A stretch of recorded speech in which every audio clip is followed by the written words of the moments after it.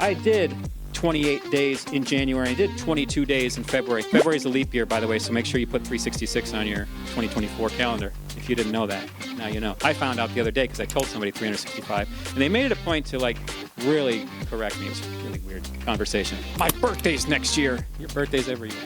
Anyway, whole nother conversation. I just want to make sure that your 2024 ends in a way in which you intend it to end. I'll say by design, and I'm going to tell you, Tom Ferry wrote a book, By Design. If you haven't read it... Just a stroke of luck that happened. I'm sitting there on floor time, I'm 26 years old, okay? $1 million lead comes in Hoboken. And I was like, okay, well, when do you want to go see this property? This was on 11th and Bloomfield. I'll never forget it. They didn't know anything, by the way. I was in my wife's Jeep Wrangler at the time. I was just like, let me just go and show it, whatever. So I ended up showing the property, and it was easy. It was like one-shot deal, offer was made, it all happened that way. I was like, if this is the business, I'm in, if it's this easy to do. And then I saw the money, and I said, this was now decision time. Do I buy my seat back on the trading desk I was working on Wall Street, or do I commit to doing this and duplicate this effort? Can I do this time and time again? So I decided to stay in real estate for a little bit longer. I said, let me make a little bit more money, and let me just kind of see how this is all going to go down, right? And, but I didn't know where to start. So whatever this bug was that I caught in real estate, I was all in 100%, okay? And then from there, I said, like, well, who is already doing this at a high level that I can emulate? Who can I actually look forward to? And you're going to hear from some of those people today, which I'm super grateful for that they're even here, spending time out of their day now. And so I crave new ideas and inspiration. And what I want for all you guys to really get from this, okay, is I want you guys to get four different things, okay? Number one is the skills. Skills that you guys can immediately use and earn money in your business starting tomorrow. Number two is going to be a vision. Just create a vision for where you are and where you want to be, personal and also business. And number three is clarity.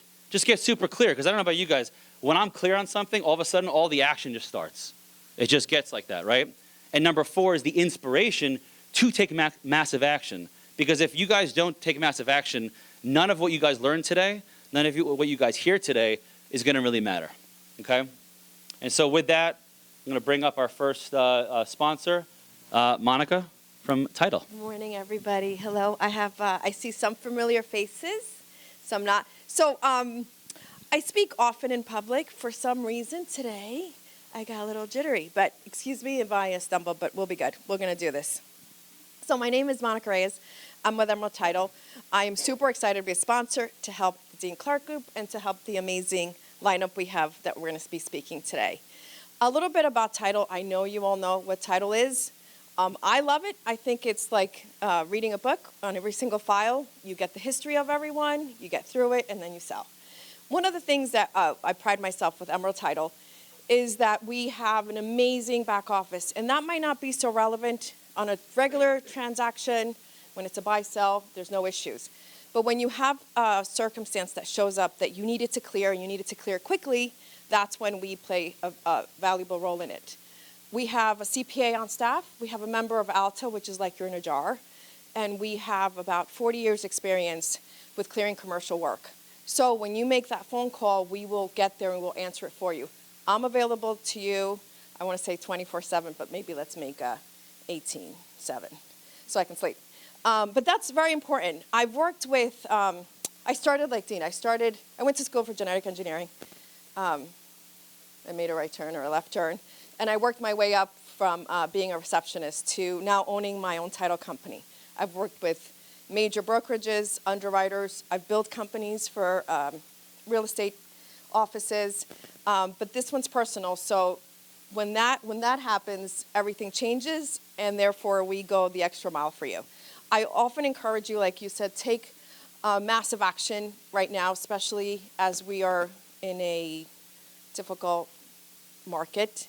Make sure you align yourself with the correct attorneys, lenders, title companies. Every deal becomes that much more important. We do offer co-sponsorships.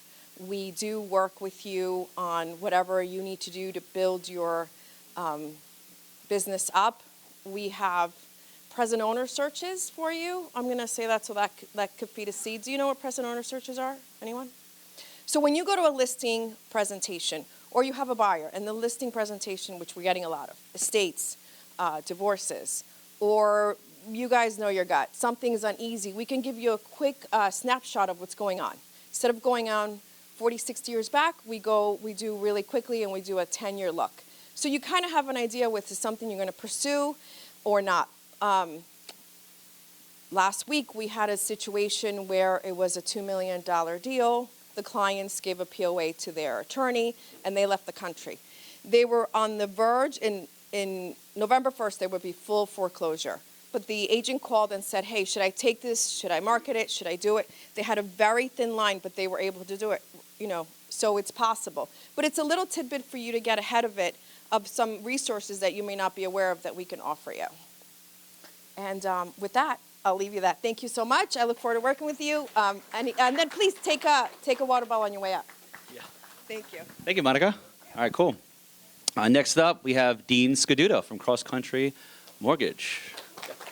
First of all, I want to commend Dean, the team, people coming out from North Carolina, starting this group from like nothing to what it is. This is freaking amazing. And thank you guys for coming out.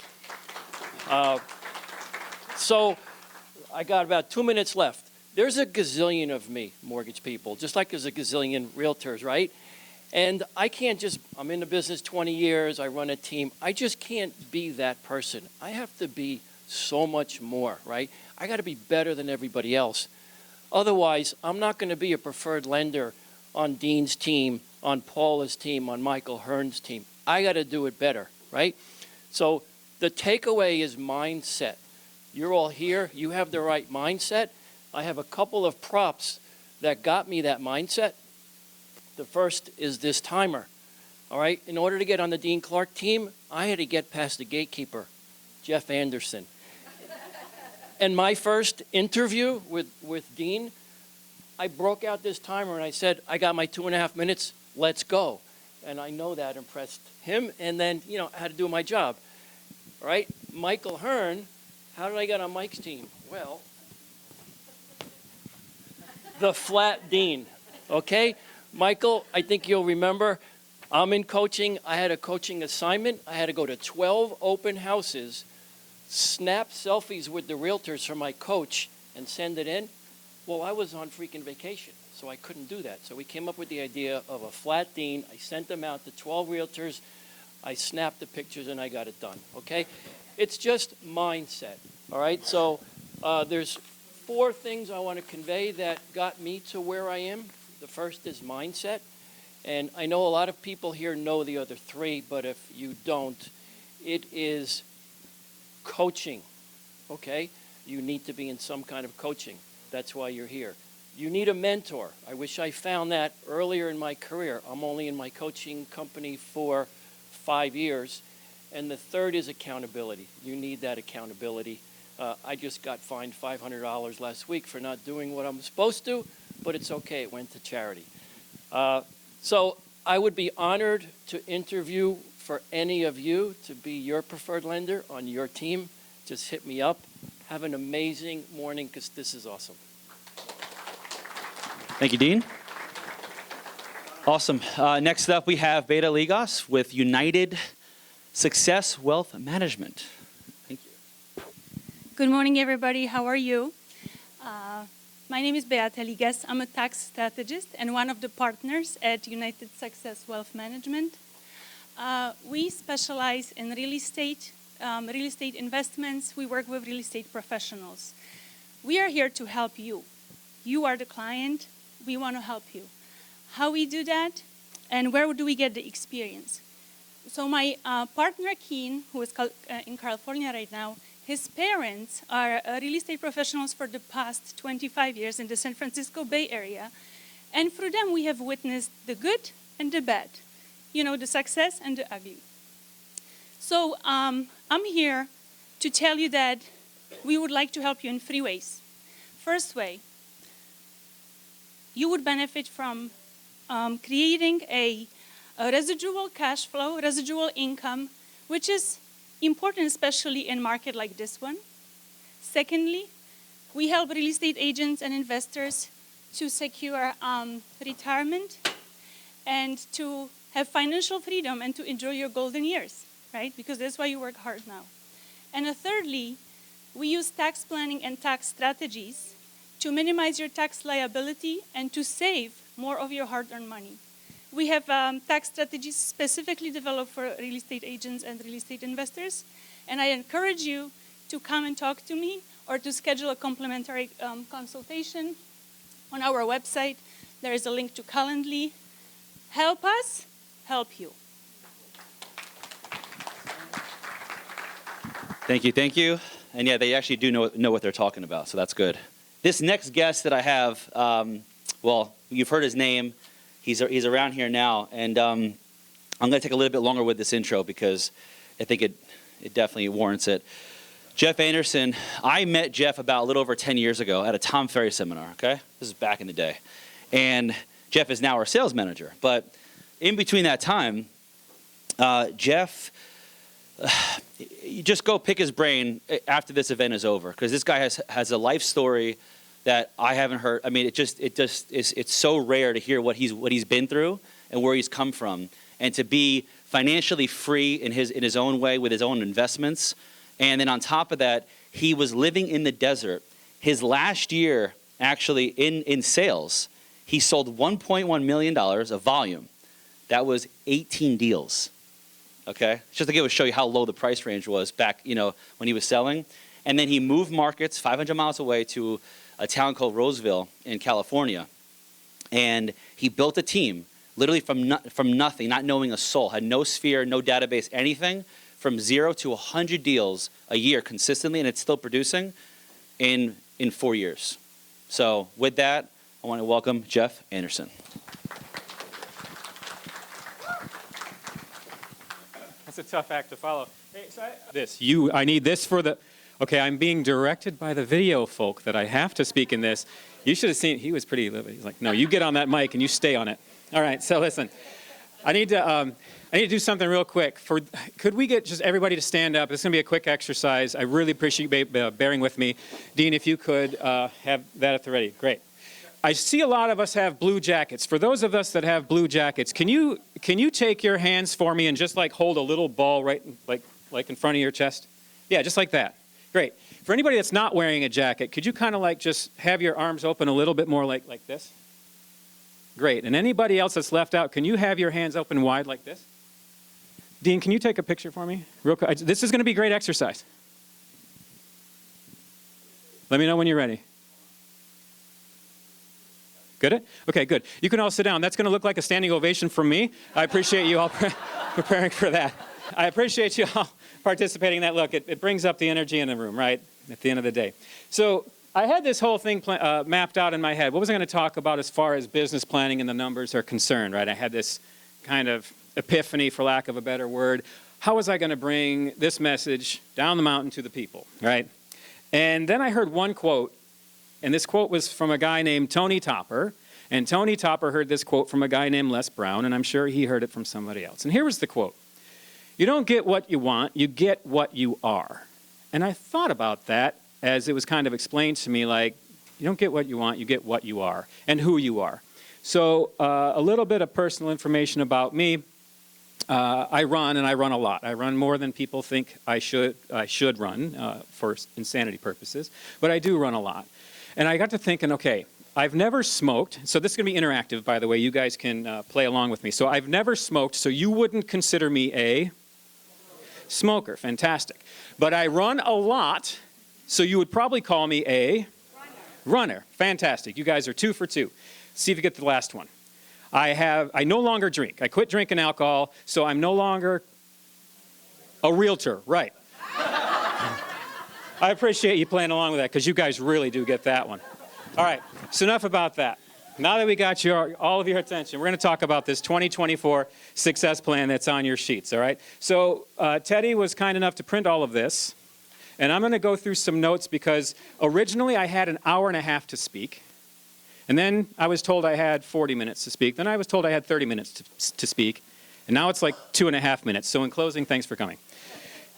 I want you to write something down in these little boxes, and you can just pick January, February, March. It doesn't matter. What we're going to work on is what I call a wire framework. And this wire framework, you're going to apply it to every month in these boxes, okay?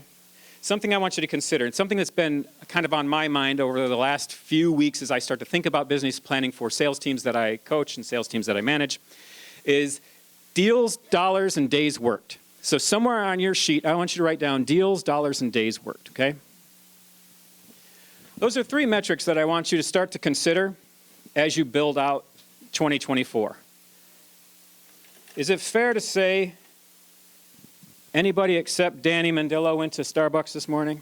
Because I see it right in front of you, so I know you went. Anybody else go to Starbucks this morning? You went to Starbucks this morning. Nobody, I mean, I did, and nobody, my wife did. Anybody else go to Starbucks? Like, for real? Okay, where do you guys get coffee? Right? Okay, fair. Okay, is it fair to say that you guys go to Starbucks at all? Okay, great. And when you go to Starbucks, do you assume them to be open, ready to serve you coffee? Because they're business owners. Why would a business not be open? That's the number of days they plan to work. Now, for them, it happens to be close to 365. So when we talk about days worked for you in your industry, how many days are you working next year? And when we talk about how many days are you working next year, what does a day worked look like for you? There was another insanely smart, intelligent person. She's in the back of the room. Her name's Tina. Now, I don't have to take notes when I listen to seminars and stuff because I don't do sales. I do what I do. She's so good that I took notes and I kept those notes. And one of the things she shared, and I hope she shares it again today, I'm not going to spoil your whole speech, but I'm going to tell you what I took away from the Phone Warriors thing that you did maybe a month and a half ago. When you stopped calling, you stopped the ability to make more money for your business. Man, that stuck with me forever. You moved from making that money to servicing money that you've already made. So the point being, make sure you have a definition for yourself as what a day worked looked like. What's a day's worked defined? Is it contacting 20 people? Is it calling until your throat's sore? Whatever that is, it doesn't matter to me. It should matter to you. When do you think people should expect you to be open, much like you expect Starbucks to be open? Is that fair to say? Cool. Fantastic. So that's days worked. Dollars. I think dollars is pretty self-explanatory while we still have dollars. How many dollars do you want to earn? How many deals do you want to close? Some people, and funny enough, John, we talked about the quote that I took away from our one-on-one, which was, look, I know if I show up, the money will come. He said that in such a kind of a cool, calm demeanor that I knew he felt it and I know he believes it. So for him, it's not about the dollars because he fully believes, and he's right, that he continues to show up consistently, continues to show up for his clients and his business, that the dollars will come.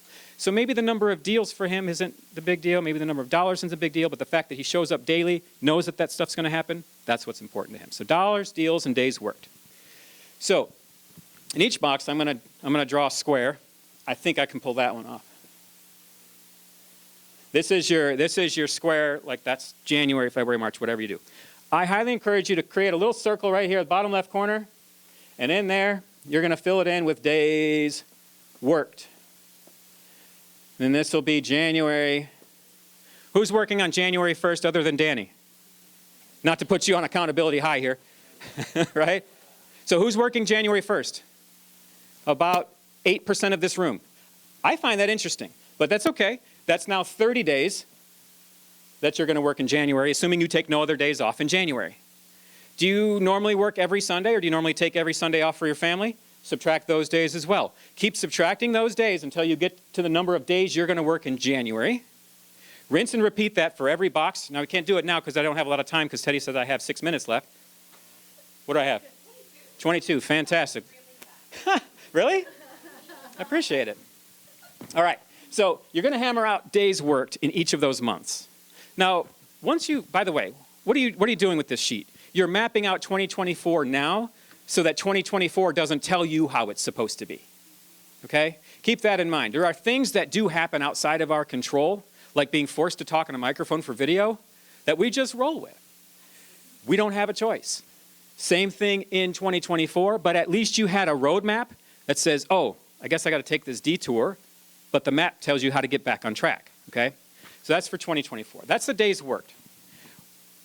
You also want to write the word deals, and dollars in that same box. How many deals do you think you're going to close in January? How many dollars do you think that's going to generate in January? Now, when you do this, make sure that you are using real data to back up your claim. I can't tell you, look, who knows who Grant Cardone is? Cool, way more people than go to Starbucks know who Grant Cardone is. I like the guy. I think he has a great message. I think the 10X thing is a little bit overdone in my opinion. And here's what I mean. A new agent, we all know, well, we know a couple things about agents. One, the longer an agent's been in business, don't worry, eventually they'll tell you how long they've been in business. But newer agents, they don't have the clout, the experience, the know-how to 10X their business in a month. Like, they just don't have the past client load and all that stuff. So I don't want a new agent to say, well, I'm going to close 20 deals in January, without having the experience, knowledge, and know-how to have even closed 4 deals yet. So I'm not a super fan of, well, I'm just going to throw it up there that I'm going to close 10 times more deals next year than I did last year. How many did you do last year? None. Oh, okay, I guess you're going to pull that off, 10 times none. But anyway, my point is, use real data. If you know that you close more deals in January than you do in December, great. Look at what you did in December prior. Add a deal or two to that, plus 10% that you want to earn to that, right? Just be realistic on these numbers. Don't like float some, I'm not saying you can't have big goals, but I am telling you to be realistic and go for the things you want while being real on your roadmap, okay? Use data. If you know that for the whole year you're going to close, let's just do easy math, 48, which is 4 a month, but January is always slower in your market because snow or whatever that is in your market, then don't put 4 a month in January. Just make sure you load the months in the middle of the year that are higher producing than others. So the number of deals is going to go there. Number of dollars, you can easily just calculate that times your average commission check, plus 5% for whatever home values are going to do in your market. Doesn't matter. Point being, you're going to try to get to a dollar amount in January. Okay? The next thing I want you to do is write the word message. Dean Scaduto, we talked about this for like 17 seconds, and then Teddy said we didn't have any more time again. We talked about having a message when you call on the phone. Every month, I highly recommend that you just have a blanket message. And what does that mean? It means when I'm going to call people, I want to call for a particular reason. I don't want to just call people and keep saying, you think about buying or selling, everybody think about buying or selling. Why not in January? This is just an example. In January, hey, as the new year kicks off, I was curious, you see yourself in a new home this year. I think that's a great message for January, as an example. Maybe in your market, January is the year that people sell their investments. Maybe it's the market in which people purchase new investments. Whatever that is for your market, great. But I think having an idea for a message, at least you can get something across to the consumer when you don't know what else to say, right? Inbound phone calls, totally a different ball game because we're not planning for that. We're planning for proactivity where you're outreaching to people that you haven't spoken to before. Or maybe there's those leads that you've yet to connect with. They came in, keep ignoring your calls, keep ignoring your texts, but for some reason on January 1st, for the 3 of you that are making calls that day, they finally pick up the phone because no realtor would ever call me on January 1st, so I'm going to go ahead and pick up the phone. No, we're calling you on January 1st. Have a message. Maybe in March your message is, listen, springtime brings all the home buyers out. Let's talk about selling your home. Towards the end of the year, like right now, hey, as the year comes to a close, do you think you still want to get on a house this year, or are you thinking you're putting it off till next year? These are all like blanket template messages you can use to communicate to what I call randos, random leads that are in your system that you've had a hard time getting a hold of, a hard time shaking the tree, as it were, to get them to respond back to your stuff, okay? So have a message. Next thing I wrote down, that was for you Mike Ferry people. Next thing I wrote down, audience. Have an audience. So I coach, train, whatever you want to call it, about 17 agents across different markets. 20 now, I think. Anyway, all the time I'm hearing, I don't know who to call. I don't know who to call, right? Who to call. I would consider every month, if nothing else, even if you don't reach this audience, at least have a target audience, meaning this. In January, I think I'm really going to focus on first-time home buyers. In January, I'm really going to focus on my open house game. And everybody that I ever met at open house, that's going to be my audience. I'm going to focus on past clients. I'm going to really focus on my past. These are audiences. I'm going to focus on expired listings. And when I say focus on, it's not to say don't call expireds all the time, right? Because you call them, I'm going to use you as an example because I kind of know what you got going on. You call on expireds, is it fair to say daily? Okay, here's what I mean by focus on. I mean, my attention is going to be higher towards expireds in January. Yes, I'm going to call the 10 or 20 that, how many show up on a regular basis? When you pull up your list, 20 or 30 a day? 20 or 30 a day that show up, okay. It's cool. So maybe in this month, you say, you know what, I'm really going to find an expired this month. Focus more heavily, dial them more often. So I don't know how often you do call the same. Do you call them 2 and 3 times a day? 2 and 3 times a day, okay? But maybe you do that in January, and why? Is my time up? That's a meeting with Jeff. I love it, see? Okay, I applaud you, Alana. She has an alarm on her phone that says, I better get on the phone with Jeff. So again, I was teasing them. I said, hey, it's just another Thursday for you guys listening to me yammer on. Okay, so in that month, you want to double up, triple up. Say, what can I actually accomplish? Track it, because I'm a huge fan of data monitoring and tracking because I'm a spreadsheet nerd. Find out, oh my gosh, 2 and 3 times? I literally got 2 and 3 times the business. I'll keep doing it. Same thing with open house attendees. You've got a list of people that you've met at open houses, but you're struggling to get them to respond. You're struggling to get them to commit to either showings or, in Holly's case, writing offers, or in Kathy's case, writing good offers. Right? This is all stuff everybody goes through. Like, you guys are not an island. Everybody goes through the pain of buyers writing under asking price offers in a market where they're going $20,000, $30,000, $45,000 over asking, right? Everybody goes through that. So track and monitor your audience throughout that month, but make sure you're adjusting your norms. Don't just call, in this case, the expireds, don't just call them once if your audience is them. Call them 2 or 3 times. See if you can shake the tree a little bit harder, okay? So that's an audience. Another couple of examples for audiences. Vendors. How often do you reach out to electricians? I know I talked to Dean's team about this, and it's funny because we don't always see eye to eye on my ideas, by the way. We talk about reaching out to vendors, electricians, roofers, contractors, or the devil, whatever you call them. Yeah, you talk about people that don't want to call you back. Those guys are as bad as realtors, right? I mean, oh man, it is, right? So get in touch with these vendors that service your listings for a couple of reasons. One, if let's say, has anybody here had a transaction where a roof needed to be replaced kind of recently? Okay, great. Did you get the roof, what's your name? Linton. Did you get the roofer out prior to close or is that post-close? How did you solve that? Prior to closing because it's FHA. Yeah, you better believe it does. Okay, great. Did the roofer do a good job? Roofer did a great job. And were you the one that had to get the roofer? Do you have the buyer? Okay, you have the buyer, or did you have the seller? You had both sides, fantastic. Okay, so here's what I'm saying in that regard. What was the name of the roofer? Too Tall Roofing Company. That's okay. Here's my suggestion for you. Reach out to that roofing company for the express purpose, say, thanks again for making that deal happen, because here's what I'll share with you. If it wasn't for him, you wouldn't have got paid, right? Reach out to him for the express purpose of thanking him for getting that job done. Buy him some coffee, not at Starbucks, we know this crowd. So wherever that ends up coming from, and create a relationship that says, hey, if I get another deal like that, are you down to help me again in the future? He shouldn't say no to that, right? The point is you create an audience of vendors that are on your side. I would bet that roofer over time is going to start referring you to people he knows. He's going to go to a house that they're going to start replacing the roof because they're about to sell it, and he's going to say, guess what? I know Linton. That guy got it done. He got me out here lickety-split, closed it for both people, were happy as can be, right? There you go. Call Too Tall Roofing Company or whatever it is, right? She needs a roofer, right? So that's making connections. Do that for plumbers, electricians, windows, all that kind of stuff. Don't forget about lenders. We know some of those, or today we only know one. He's in the back, right? Do the same thing with lenders that have done you a solid in the business. Be proactive in your audience. Maybe February is a good month for that.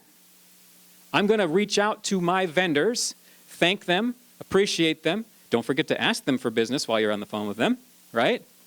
It's a good reason to reach out. And it's a good reason to expand your SOI. A lot of people say, how do I expand my SOI? Well, when's the last time you talked to the home inspector?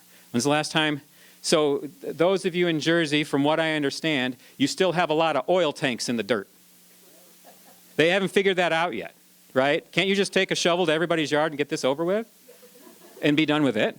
No, because enough deals haven't been killed over oil tanks yet, so let's kill a few more before we figure this out, that we should probably just remove all oil tanks regardless of me selling my home or not, right? Ridiculous. Anyway, get a hold of some of these oil tank removal companies and make real solid connections with them. Here's the deal. I live just outside of I live between the cornfields and the soybean fields in Indiana. And if I know you have an oil tank problem in Jersey, you have an oil tank problem in Jersey, right? So anyway, expand your audiences. The heck else did I write down on here? Oh, yeah. 2 more things. I'm going to set this paper down because it's driving me nuts. Well, you're all here because you appreciate training, I would assume. So you're going to write down, and this is only in January, April, July-ish, and September, or October, whatever the one's on there. You're going to put somewhere, I know this box gets a lot smaller on your page, you're going to put Q1 training. You're going to write Q1 training. And somewhere in there, you're going to talk about, okay, what is the training I'm going to attend in the first quarter? Am I going to do sales skills? Am I going to do negotiation skills? Am I going to be a better, whatever that is, right, for you? We'll go back to the expired part, right? I'm going to focus on expired training. I'm going to focus on for sale by owner training. I'm going to focus on being a better open house presenter. I'm going to whatever that is, right? Some people are shifting their business from buyers to encompass more sellers. I'm going to be a better listing agent. I'm going to be a better buyer agent. I'm going to be a better pre-deal negotiator, meaning I'm going to get the buyer to write an acceptable offer prior to actually writing the offer so that it gets accepted, right? Those die-hard buyers that just won't write it over asking price for right now. So that's Q1 training. The other thing, this is the last thing you're going to write here, Q1 projects. I can write Q1 projects. You are all business owners. Well, we know, okay, I know you don't go to Starbucks. Do you go to Target? Okay, good. You know what Target is. What is Target's project in August? Does anybody know what Target's project in August is? Who said it? I heard it. I heard Christmas. Yes, it is back to school. But I kid you not. Good job, by the way. They are absolutely putting up Christmas trees in August. As silly as that sounds. Do you think they do that haphazardly? Or did they follow some data that says, although we literally piss off the entire country by putting Christmas trees up so early, we're going to do it anyway? They do it because it's data driven. I 100% tell you that. But yes, it's also back to school. So what are your Q1 Christmas trees? What are your Q2 back to school projects? What are your Q3 projects? What are your Q4 projects?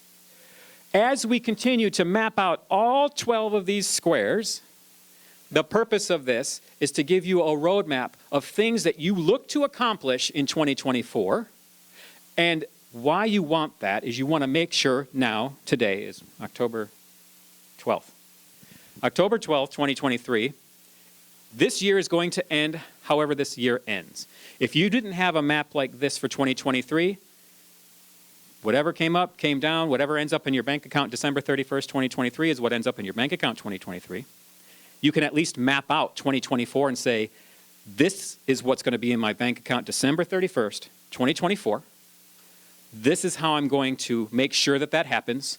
These are the projects that I'm going to work on to ensure that it happens. These are the trainings I'm going to attend, follow, listen to, study to make sure that happens.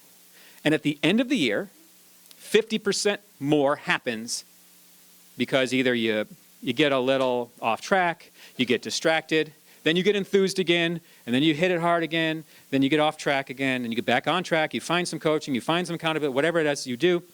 End of 2024, you say, wow, I did this project. I did these 2 trainings. I did 28 days in January. I did 22 days in February. February is a leap year, by the way, so make sure you put 366 on your 2024 calendar if you didn't know that.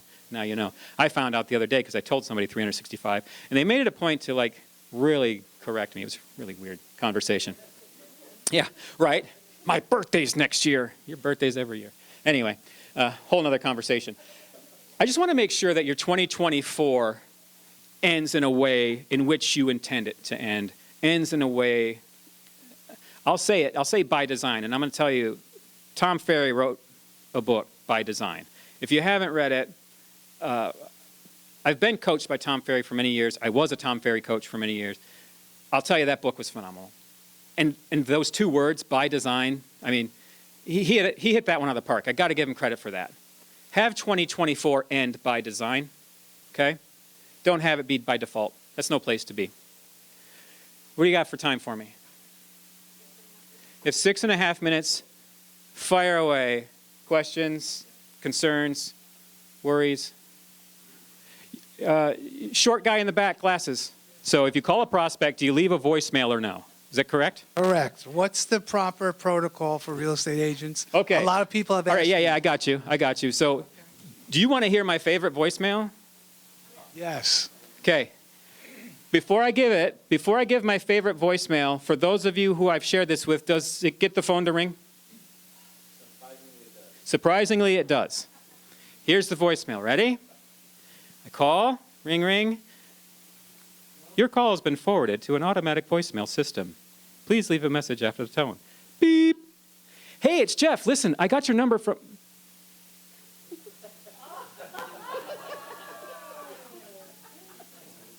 That's it. That's the message. Now, I tell the agents that. I don't tell you that. That's the message, okay? Now, what happens? What happens? There's two things you have to do. When you do this properly, you have to do it. One, you have to be super excited like they were my friend. Hey, it's Jeff. Listen, I got your number from... Don't even finish the word from. My wife can even tell... She rolls her eyes when I do it, but they call me back, okay? They call me back and say, hey, I got like your voicemail didn't come through. You said you got my number from somewhere? Oh, yeah, I got it from Zillow. You were looking at houses online, and I thought, whatever, right? Now, that's for online leads, and it works phenomenally. If you're going to do expireds, and you leave that message, hey, listen, it's Danny. I got your number from, and you hang up, and they call you. Hey, you had a missed weird phone. They'll say, I don't know what they'll say. Just track that. That'll be fun. And you say, oh, yeah, I got your number from wherever you got it. Seems like your home's no longer on the market. Are you still looking to sell it, or did you already sell it? Like whatever, right? Whatever your script or dialogue is. Yeah, that's to get them to call back, okay? Because a lot of times people will call you back. So you're talking about prospecting. That's the message I would 1,000% leave. Anything else, by the way, is too long anyway. Let me ask you this. You get a 47-second message. Thank you, the Apple engineers, for actually typing it out in our voicemails now so we can actually read what they had to say anyway. But you get a 47-second message from an unknown, a number unknown to you. There's nobody in your contact list. It's just a number, right? Are you listening to that whole thing anyway? No. You'll read maybe, right? Oh, yeah, that's right. That's about the oil change or like whatever. Okay, I better call them back. Oh, my dog's upside down. I better call them back. Whatever that is. But remember, treat the consumer as you're the consumer, right? There's a reason they're not picking up your call. It's for the same reason you don't pick up yours, right? When random people text your phone and said, 25% off, Southwest Airlines, get you to Las Vegas right now, right? You don't return that text right away. Neither do the people say, hey, there's an open house at 123 Main Street, 99 Westwood, New Jersey. Come down, see us. They're not returning that, just like you don't return all that other stuff that you get. So that's a great question. Yes, you in the back. Hold on, Mr. Klein. The follow-up is, so if you have a relationship, it's not just a cold call. That's what you did is for a cold call, right? For cold, right? For somebody who has been on your database, you haven't talked to them 4 or 5 years. Okay, well, all right. I'm loaded with questions now. You haven't talked to them for 4 or 5 years. We have a whole coaching program you and I need to talk about. But let's assume that that's true. There's a prospect you have that you haven't talked to in 6 months, right? If you're going to leave a message that's real and you at least have rapport and you know this person that you used to talk to a lot and then you both kind of fell off whatever reason, I would still say, hey, it's Jeff, it's been forever. I think we should get some coffee. Give me a call. Like, what else is there to do at that point? I wouldn't bog it. I still wouldn't bog the message down in some long, hey, it's Jeff with the Paula Clark Group. I hope you're fine, even though we talked about being fine, right, Dean? I hope you're fine. Well, okay, I kind of hope you are, but I know you don't care, and I don't really care. I just want to know if you want to buy a house. So don't stretch it out. Just like, say we should get some coffee, or we should get some whatever other random thing we get together and go do that. Yeah. You could. You absolutely could. All right, any other questions? Yeah, you in the blue. When I'm, yeah. Yeah. So you're prospecting, and you don't leave a voicemail, or you do, and they call back? Your question is, do you answer it? Oh, absolutely. So he says you don't know who you're calling because you're running through a series of numbers like on Mojo, and it rings back because they're like, hey, I have a missed call from you? Yeah, you absolutely answer it. Say, oh yeah, I was calling a lot of people in the neighborhood. I'm getting a lot of interest in this property. I'm getting a lot of interest in people talking, interest rates have stabilized, whatever, right? It doesn't matter. Because you know you're proactively calling 5,000 numbers. So that speaks to message. If you know your message of the day, for example, I know my message today is that there's a price drop on 123 Main Street and everybody needs to know about it. And then that phone rings back. Oh yeah, I was just calling people in the area because 123 Main Street had a price drop. I just want to make sure everybody knows about it, right? Even though you don't know where the city is that you're calling. Yep. Because through conversation, you can get there, right? So you call me back, and so I'm vague on purpose, right? On reception of the call, I'm vague on purpose. Oh yeah, hey, thanks for calling me back. I was just on a call with another client talking about 123 Main Street had a price drop. Are you also interested in that area? Oh, no? What area are you interested in? Hoboken. Now I got your area, right? Yeah. That's it. That it? Awesome. Hey, thanks everybody so much. Nice job.